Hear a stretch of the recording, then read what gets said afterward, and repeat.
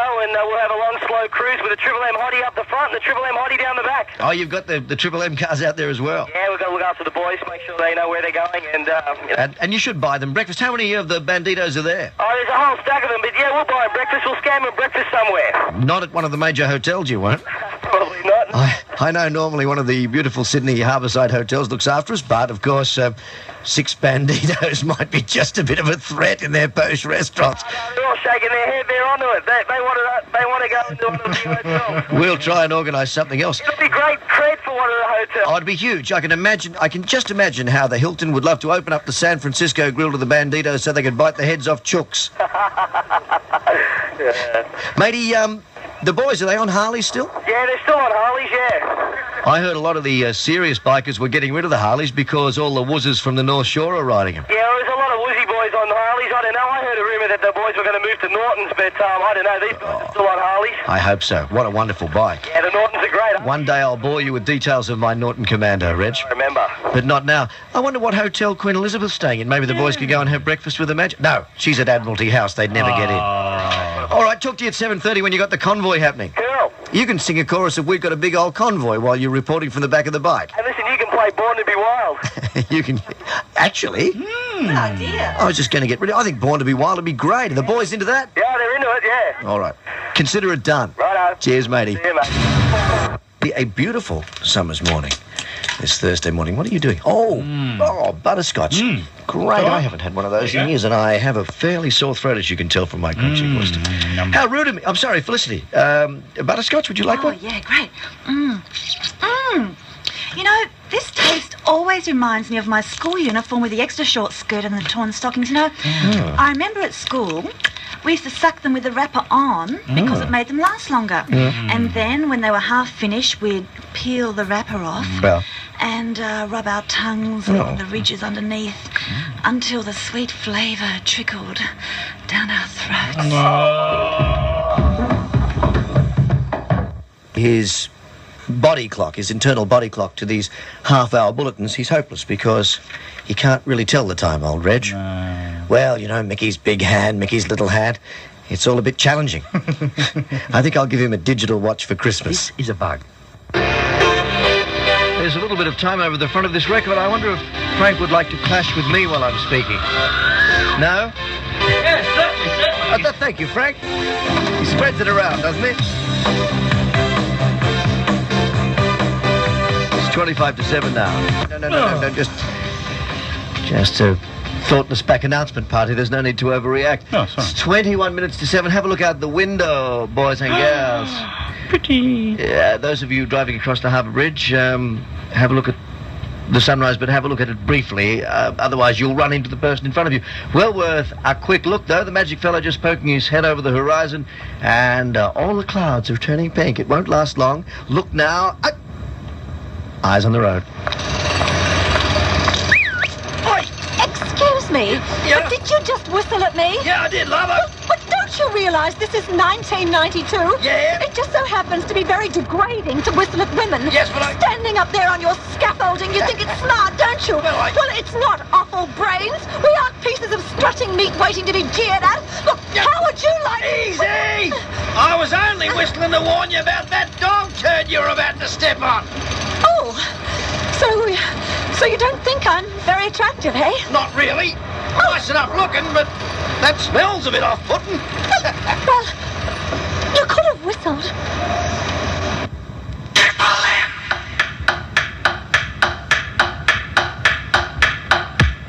There's an accident been reported Pacific Highway and Park Avenue, Gordon, northbound.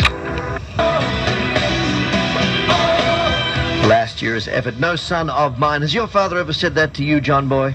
No. No? Well, not to my face, anyway. My mother said it to me once. Yeah? Yeah, well, I insisted on singing I'm so pretty, I'm so pretty, I'm pretty and witty and gay in the shower. And you know what it's like living in a flat. Yes. The neighbours can hear. Well, it's much worse when you live in an annex in the Narrabeen Lakes trailer park. Moving up to 13 to 7. How did the camel racing go? Oh, huge.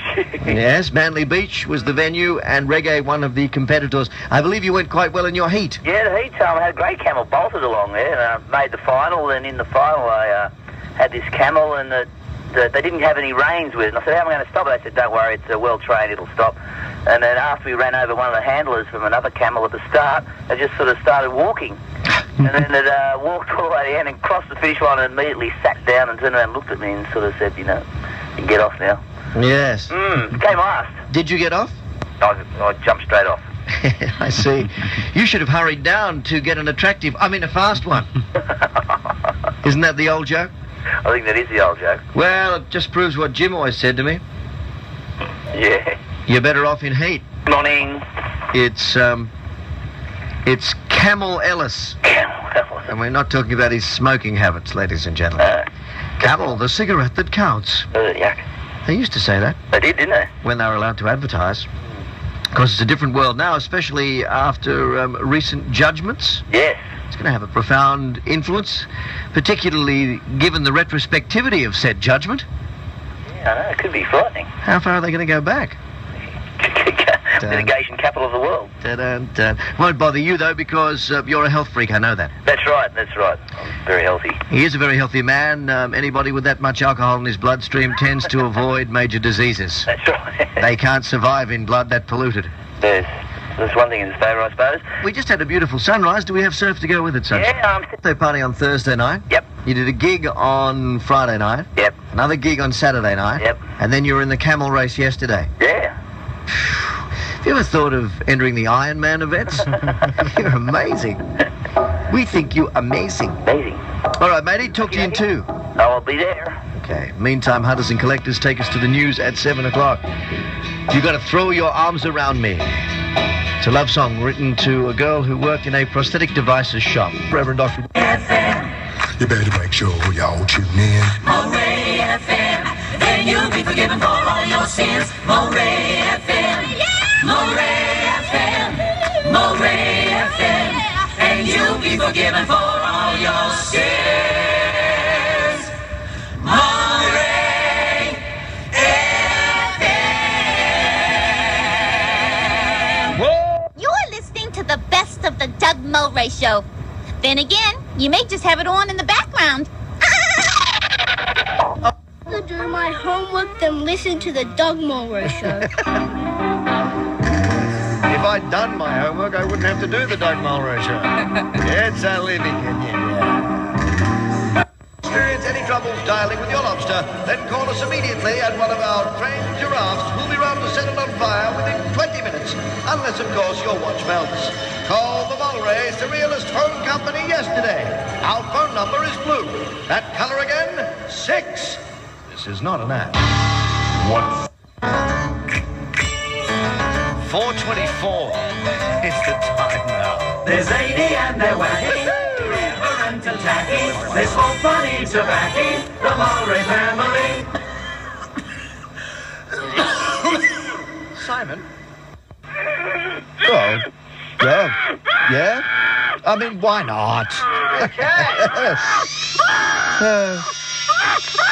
Call me old-fashioned, but I just hate to stifle initiative.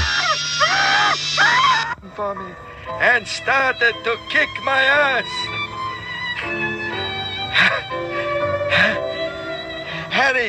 Harry went on to say that how did I dare to insult 2 of the most distinguished guests of the radio station, one being the little sister of some famous soapy star named Mino. Oh no, I shouldn't do that neither. I told him that I had no idea who they were, and in any case I did not give a shit. I told him that next time I would leave the rubbish in the lift for him to find the next morning in here. That was it. I lasted only another few minutes in the building before I was fired. Oh, from such a beautiful job, never to be back again. Let me tell you, Doug, I love that job. I got to meet some of the most coolest people, I guess, in the world, like when I met you, Doug Mulray. Completely drunk one day in the lift. Huh? You were coming down from the 25th floor with the lift full of people, and you press every button on the way down, you minx. Then you start to tell jokes and fart like a man on a mission. I had no idea at that stage who you were. Man, I tell you, I could tell so many stories, but I will not bore you anymore till next time. Catch you later. My name is Douglas. Original message to November. Thank you, George. I love and remember you too. A romantic song, good for those who are in love and those who can remember.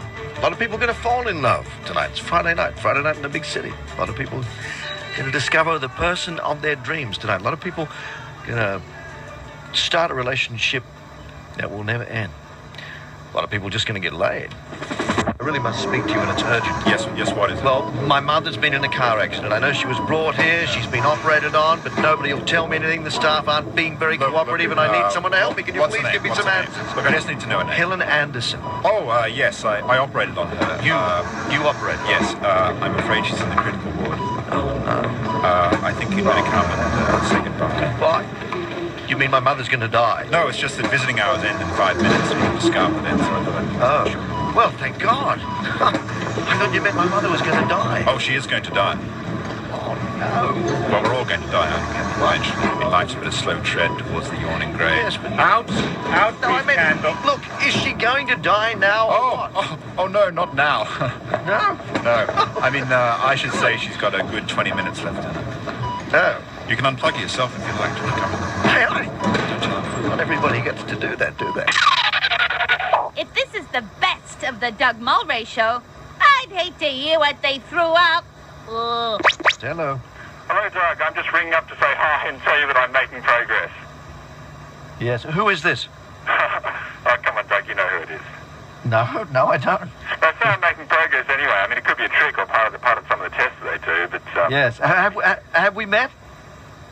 Well, if that's the way you want to play it, Doug. You have me at a disadvantage. I'm not playing anything. It's Simon, Doug. Simon? Can I have a request, Doug? A request? What would you like, Simon? Oh, so you know me now, don't you, Doug? It's Simon, is it? Well, you just told me. I am asking him. Hang on a sec. I'm asking him. Hello. Is there someone there with you, Simon? No. Could you play Helter Skelter, please? Oh, no. That'd be right, yeah. Helter, do you really think that's a good idea, Simon? It's very soothing. Goodbye, Simon. What's that supposed to mean? You don't like me, do you? Not much. I'm not playing Misty either. Do the little teaser out of the news? Yes. Okay. So I was still having my Chicken rendang for breakfast and my chicken. Penfolds cab set, and I turned to my staff and said, I think Alison's finishing the news. Quickly tell me what it is I'm promoting this half hour, and they said nothing. Absolutely nothing happening this half hour in the Triple M breakfast program with Marvin Schwartz. Oh, we do have some fabulous music, which is a contrast to the last half hour. Here's Wogs in the Wood.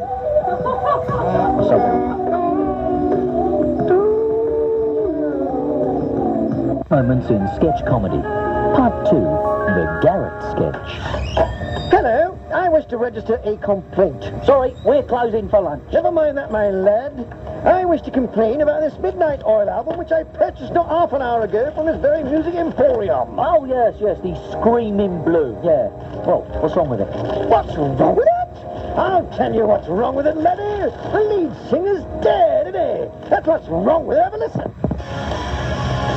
No. He's resting. You can hear him snoring. Look, my lad, I know a dead Garrett when I hear one, and I'm listening to one right now. No, sir, he's not dead. He's resting. Resting during a live concert? Oh, yeah. Remarkable performer, that Peter Garrett.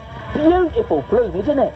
Beautiful plumage? He's completely bald. Yeah, well, that's what I mean. Look, my lad, when I purchased this Garrett not half an hour ago, you assured me that his lack of vocals was due to him being tired and shagged out after a long snort. Well, probably pining for the rainforest. Pining for the rainforest? What kind of talk's that? Well, I don't know, maybe it's sort of a vow of silence, you know, like a protest against the destruction of the rainforest. Look, matey, this Garrett wouldn't protest if we put 4,000 volts through him. He's bleeding D-my. No, he's not. He's pining. He's not pining. He's passed on. This Garrett is no more. He has ceased to be. This is a late Garrett. He is, distinct from late Garrett, he is stiff. He's run down the final curtain and gone to join the choir in Visibule, the choir of all those other dead musos in rock and roll heaven. This is an ex-Garrett. Yeah, all right. But hey, you got to admit, They do sound better without him. You may have a point there. I'll keep it.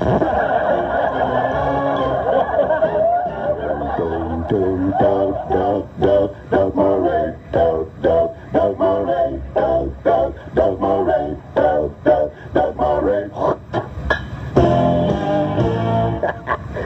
17 to 9 now.